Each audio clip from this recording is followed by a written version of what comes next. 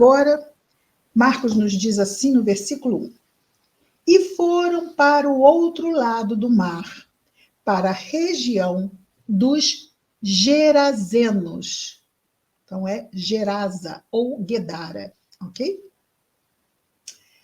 E vamos ver, então, continua o evangelista dizendo no versículo 2. Tendo ele saído do barco, imediatamente veio ao encontro dele, saído dos sepulcros, um homem. Vamos lembrar que sepulcro não era buraco no chão, certo? Os sepulcros eram em cavernas, ok? Então não era como nós temos hoje, são túmulos. Sepulcro não era túmulo. Sepulcro eram cavernas onde ali eram enterradas as pessoas.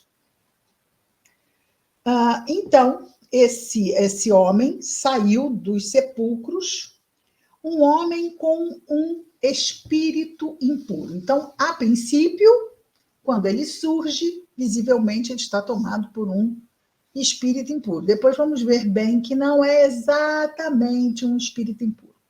É muito interessante que, se nós virmos no livro dos Espíritos, na classificação dos espíritos, a partir da pergunta de número 100, nós teremos lá espíritos imperfeitos, espíritos bons, espíritos puros. Nos espíritos imperfeitos, nós temos a classe mais inferior dos espíritos imperfeitos, a 10ª classe de todos os espíritos. São 10 classes em 3 ordens. A 10ª, última, é dos espíritos impuros. Os espíritos impuros, na definição do livro dos Espíritos, são aqueles que se comprazem no mal, ou seja, que ainda estão no mal porque querem estar no mal, ok? E aqui, então, no texto do evangelista Marcos, este homem está com espírito impuro. No versículo 3 nós temos: esse homem, que está com o espírito impuro, tinha morada nos sepulcros e nem concorrente, ninguém podia amarrá-lo, por ter sido amarrado muitas vezes com grilhões para os pés, grilhões, não é? Aquelas algemas de ferro, né? Grilhões. E correntes, e ter sido despedaçado por ele, as correntes, e ter sido estraçalhado os grilhões para os pés, ninguém era capaz de domá-lo. Interessante o verbo domar, não é? Porque nos remete ao quê? A uma fera, não é? Domar. Não ao ser humano, mas ele não se comportava como um ser humano. No versículo 5 nós temos: e durante toda a noite e dia estava nos sepulcros e nos montes, gritando e cortando-se com pedras. Então, era ele que se cortava, muitas vezes, talvez por desespero, por querer se livrar daquela submissão a que era ali tido por esse espírito, a princípio, né? Imaginava-se um espírito. Muitas vezes o desespero pode fazer isso. De outra vez, pode ser também, aqui não há como nós termos uma certeza sobre essa questão, que ele pode ser induzido a fazer isso. Não é? Então, uma obsessão por subjugação, onde o que é subjugada? A vontade da pessoa. Não é? Então, os espíritos podem levar essa pessoa a fazer coisas que ela não quer, porque ela está subjugada. Então, ele pode fazer por desespero, como ele pode fazer por subjugação. Ainda, talvez, numa réstia de lucidez diante da violência que é acometido. Não é? A violência seria a própria obsessão. E aí, continuamos aqui agora, no versículo 6. Olha o que acontece. Quando viu Jesus de longe, correu. Correu para longe dele? Não, correu para a direção de Jesus.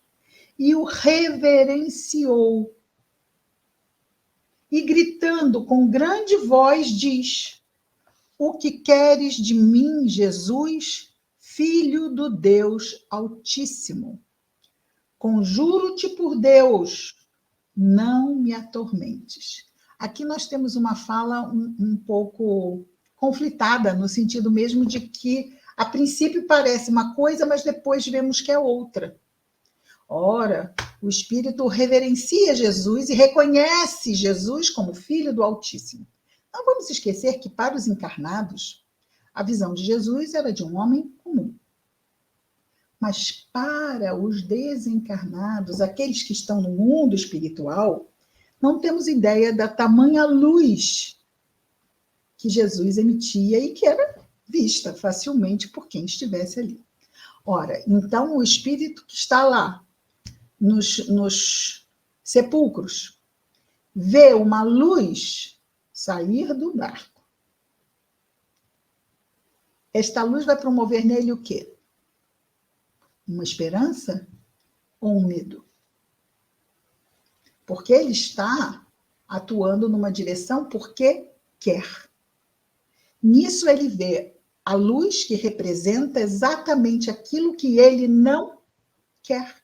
No entanto, esta luz que representa o bem que ele ainda não quer é uma luz irresistível. E por ser irresistível de ser negada como tal, ele precisa se defender dela. Então, mas ele não se defende fugindo dela. Ele se defende indo até ela. E faz algo extremamente inteligente, de quem sabe exatamente quem Jesus é. E ele diz quem Jesus é. O Filho do Altíssimo. Não é um espírito que desconheça Deus, nem que desconheça Jesus, nem os propósitos do bem. É um espírito que ainda não quer este caminho. Todos nós passamos por este momento, até que reconsideramos a nossa caminhada. E talvez, muito provavelmente, estes espíritos aqui envolvidos já tenham também revisto a caminhada. Mas naquele momento eles estavam entregues a essa escuridão de si mesmos. Mas reconheceram Jesus, o Filho do Altíssimo. Não fugiram dele porque não se pode fugir da luz, não é? Afinal, ela incomoda tanto porque exatamente ela está dentro de nós. Então, ela está dentro de nós, mas vamos dizer, eu não a quero agora. Então, eu a sufoco, a suprimo e continuo nos meus intentos materializados, aos meus intentos ligados às paixões inferiores. E aí ele vai até Jesus e o reverencia, reconhecendo em Jesus o Filho do Altíssimo. E o que vai acontecer agora? Ele diz a Jesus, não me atormentes. Mas Jesus atormenta alguém? O que atormentava era a presença da luz. Por si só, isso era um tormento.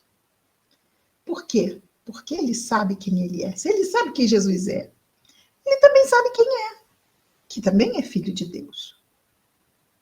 Mas ainda estava se locupletando, ou seja, se satisfazendo no mal.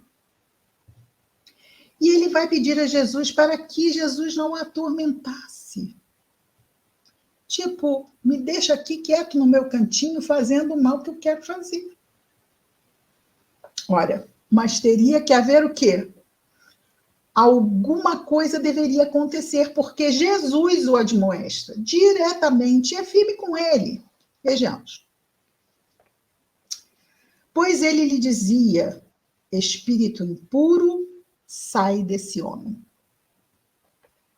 Então, para ele sair do homem, era um tormento, não é? Porque ele queria ficar ali, fazendo exatamente o que estava fazendo. Mas Jesus foi o quê? Afirmativo, imperativo. E aquilo que falamos ontem.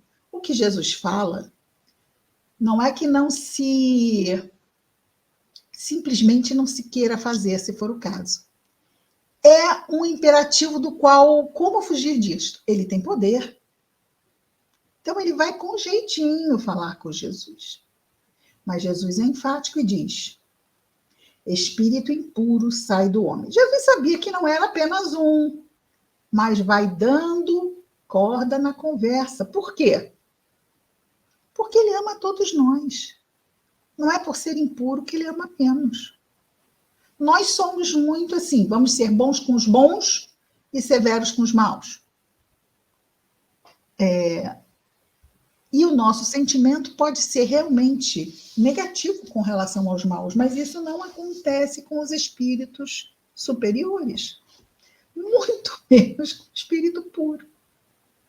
Então Jesus ama tanto aquele que se cortava nas pedras, que arrebentava as correntes, que era tratado como um animal, como ama aqueles que o subjugavam para que fizesse isso tudo. Ele ama igualmente a todos.